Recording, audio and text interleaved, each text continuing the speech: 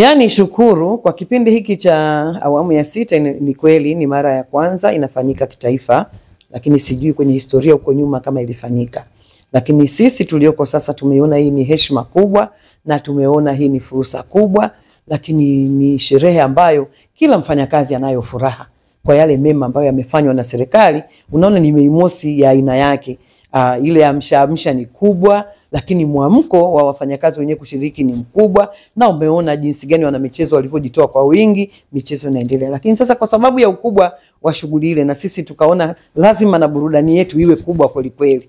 Kwa hiyo sisi tumewasiliana na tumekubaliana na Diamond Platnumz na kundi lake lije liibebe Mei Mosi Singida.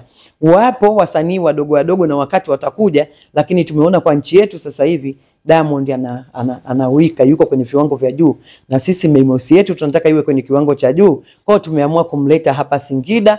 Wana Singida wajiandae kuja kumuona Diamond live.